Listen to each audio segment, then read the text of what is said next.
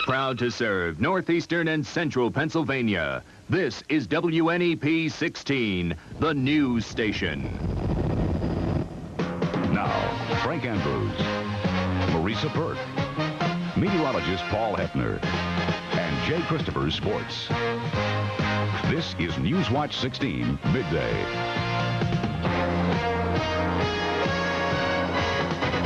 Good afternoon, everyone. The IRS says the check is in the mail for some of you. A spokesman at the Philadelphia Tax Processing Center tells me the first refund checks have been mailed out to people who filed in late January, and that the average refund check this year, $676.21. Now, the Philadelphia office processes tax returns for our part of the state. Last year was the scourge of many taxpayers who complained of long delays in receiving their checks and even some tax returns lost. But officials say many of the bugs in the IRS computers have been worked out, and that compared to this time last year, the Philly office has processed 89% more tax forms. One other note today, IRS officials say the longer you wait to file your taxes, the longer you'll wait for a refund check. The average wait now, 5 to 8 weeks. President Reagan has signed legislation banning radio and television ads for smokeless tobacco and requiring packages to carry warning labels about potential health effects. Now, I called the National Smokeless Tobacco Institute this morning to get a reaction, but so far, the officials there have not returned my call. Health officials had pushed for the radio and TV ad bans, fearing increased use of the smokeless tobacco by young people. In Schuylkill County, tomorrow is the day a crackdown on private-run lotteries and raffle tickets is supposed to start. As Newswatch 16 first told you a week ago, state police have said March 1st is the day they start ordering the ticket sales to stop. But as Newswatch 16's Bob Costantini explains, in Schuylkill County, there's a lot of confusion today. You can buy numbers lottery tickets and raffle chances from many nonprofit groups at this Cressona sub shop. The owner says she gets nothing for putting the tickets on the counter and selling them. She isn't sure if police will crack down on her business. I don't really know what I'm supposed to do. As far as I know, I left them on the counter. They bring them in, they collect them. That's all I know. No one has approached you about having to take them off? No, no one has approached me at all. Right next door to the Schuylkill County sub shop is a small restaurant. Owner Cindy Keeley sells the nonprofit raffle tickets from a box now. Since word came out that state police would crack down, she's taken the tickets out of sight. Because I had an anonymous call saying that I should take them off in case someone came around. The raffles are usually called 80-20, with the winners getting 80% of the pot while the group gets the rest. The Pottsville Fire Department raises big money that way, and firemen admit their weekly raffle has suffered because some store owners are reluctant to sell the tickets. A state police spokesman out of Harrisburg tells us word of the crackdown should have never gotten out. He emphasizes that police are looking for sellers who skim money off their sales. That is commonly allowed by nonprofit groups wanting to get more businesses to sell the tickets. He says the publicity is only making it harder to catch the people who get money. As for the March 1st deadline, he says that must have been set at the local troops because it wasn't set in Harrisburg. The confusion will have to remain because state policemen in Schuylkill County will not comment. Bob Costantini, Newswatch 16. Bethlehem Steel Corporation has told the United Steelworkers Union to give up 800 jobs at the Bethlehem plant or face the possible shutdown of the plant's shape and rail products division. Now, here's a view of the huge plant in Bethlehem from Skycam 16. The shutdown of the primary steelmaking plant could be a major economic blow to the Bethlehem area. The union representing Bethlehem Steelworkers must decide by March 31st whether to negotiate on those 800 job losses, according to sources in Northampton County. Bethlehem Steel employs 3,600 people at that huge plant in Northampton County.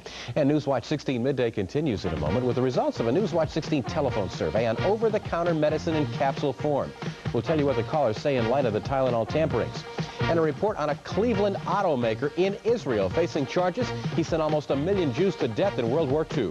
Newswatch 16 Midday continues in a moment.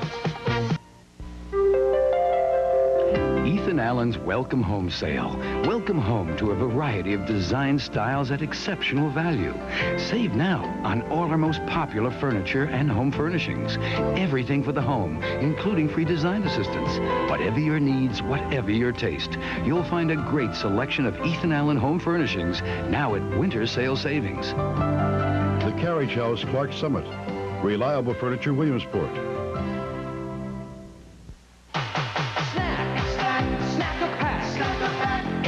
Dandy, light and lively six-pack. Snack it, smack it, back it, pack it, chuck one it. Yogurt lovers, you'll love the money-saving six-pack of light and lively low-fat yogurt. So smooth, creamy, fruity, and delicious. So stock a sack, get the knack of the handy-dandy light and lively six-pack. Eastern Airlines has announced a tentative agreement with its flight attendants. After an all-night round of talks in Miami, the union had threatened a midnight strike. Philippine President Corazon Aquino has ordered all political prisoners, communist rebels included, freed from prison. Critics had charged that the military was holding up the prisoners' release. And in Israel today, a retired Cleveland auto worker faces trial as a Nazi war criminal. As ABC's Bob Zelnick explains now, John Demjanjuk is accused of sending hundreds of thousands of Jews to their death during World War II. A commercial El Al jet from New York brought John Demjanjuk to Israel, handcuffed to one of two plainclothesmen traveling with him. Halfway down the steps, Demjanjuk was read his rights under Israeli law and transferred to the custody of uniformed guards.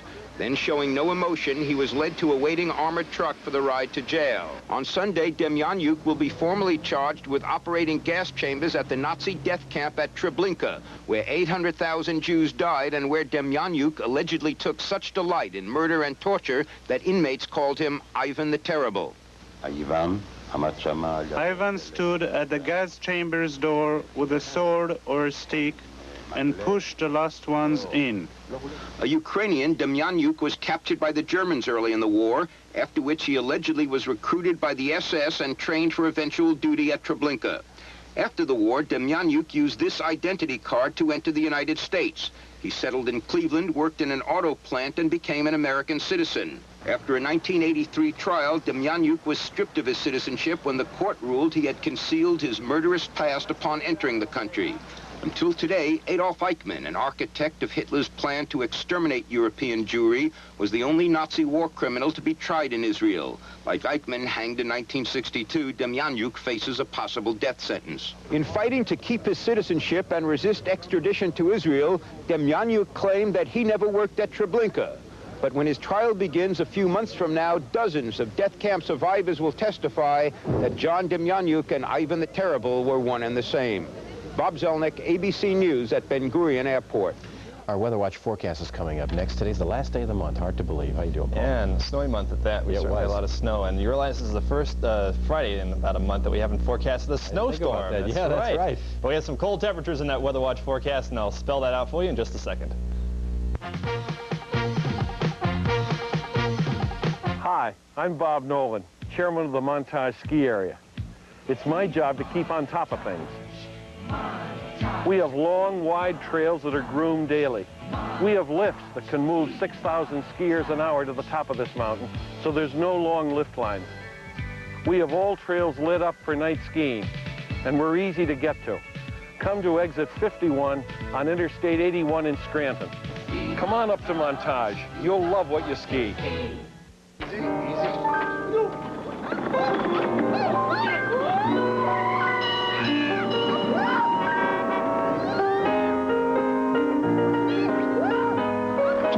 Whose lives are stimulating enough, we offer the caffeine-free choice of a new generation. Pepsi-free. Made with absolutely no caffeine. Just great Pepsi taste. Caffeine-free, Pepsi-free, because life is stimulating enough in regular and diet.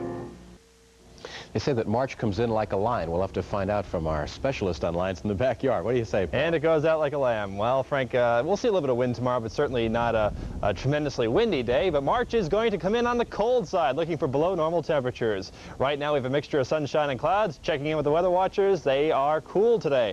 First, we travel to Dalton. Lois Faulkner reports 30 degrees. Next, over to Milton, where Gary Moore has 33. Maybe a little bit of sun hitting his thermometer because it's colder in Walnutport. At the residence of Roger Spade, 25 degrees. The backyard temperature is also cold today, and here it is, looking at a reading of 20. The relative humidity is 48%. That wind has shifted around just a little bit from the northwest to the southwest at 8 miles per hour, and the barometer is rising from 29.87 inches. The satellite picture for you today shows a nice band of sunshine from New York City down through Philadelphia, through most of the mid-Atlantic states. They're finally recovering from all their snow that they had this week. Many places picking up a half foot of snow.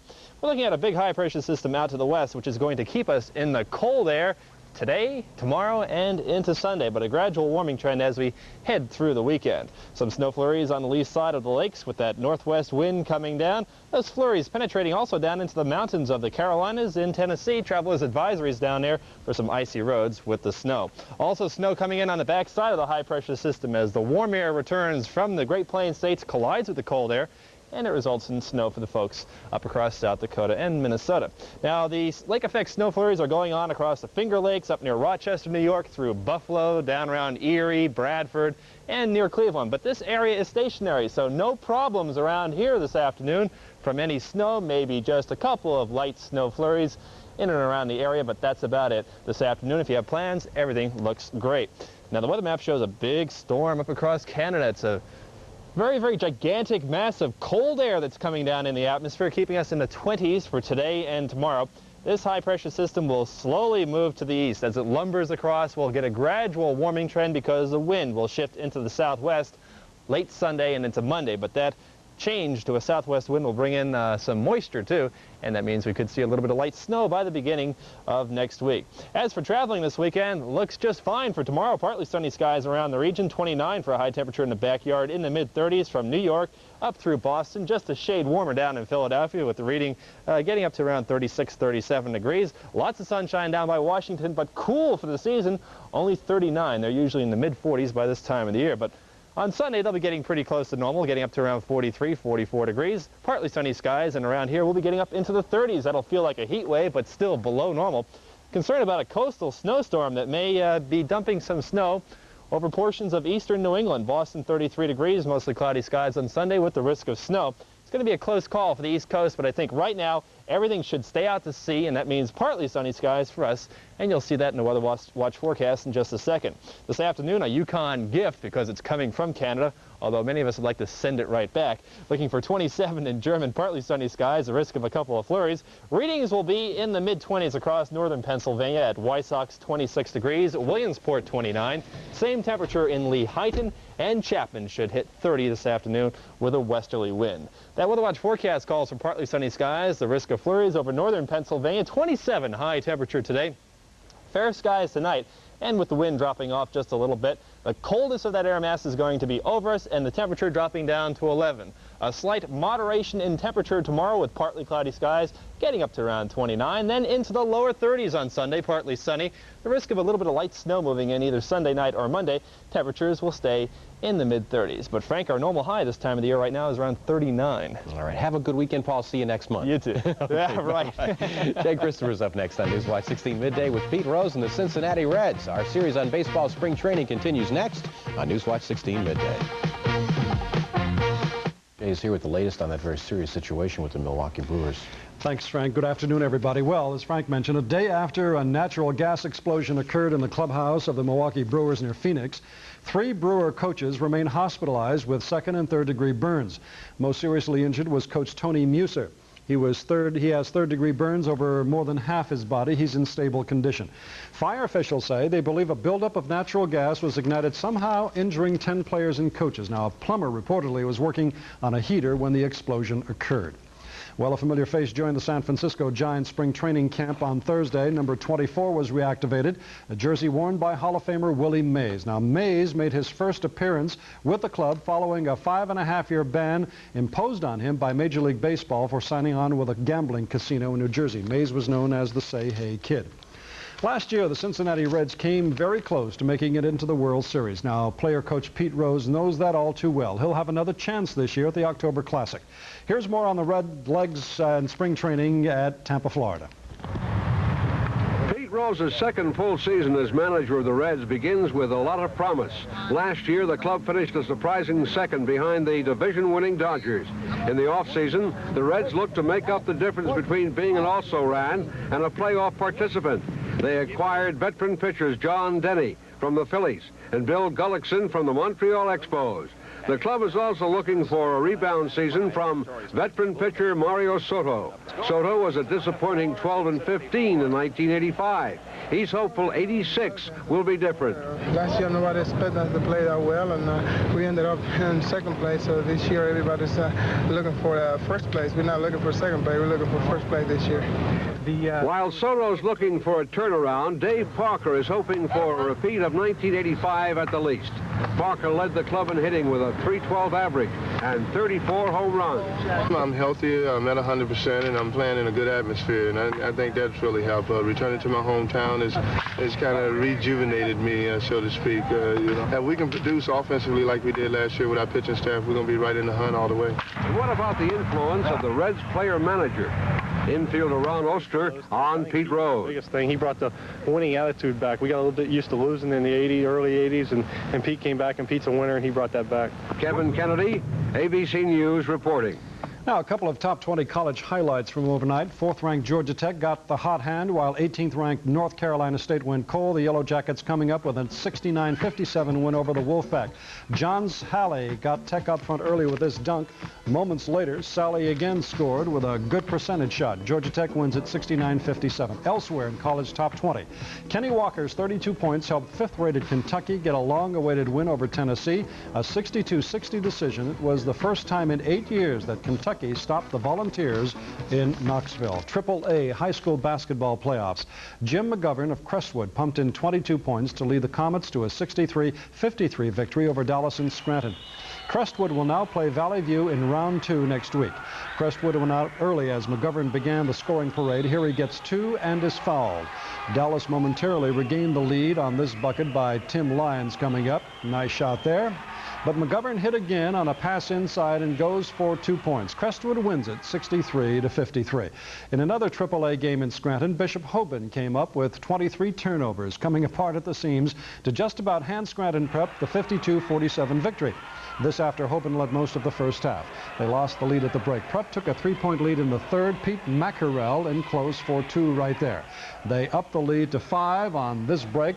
Tim Reagan gets it in. And Prep outscored Hoban, by the way, 10-1 in the third period to coast home to the 52-47 victory. And that's about it for Sports Watch on Midday. Frank? Have a good weekend, Jay. We'll see you next week. Stay with us for more of Newswatch 16 Midday, because in a moment, our Friday forecast of fun. And if you've got spring fever, we'll tell you where you can be treated with some fun this weekend. We'll be right back. You ever get the feeling an entire parade has marched over your carpets? Well, step right up to savings during the Hoover Greatest Sale on Earth. Save big on every Hoover cleaner.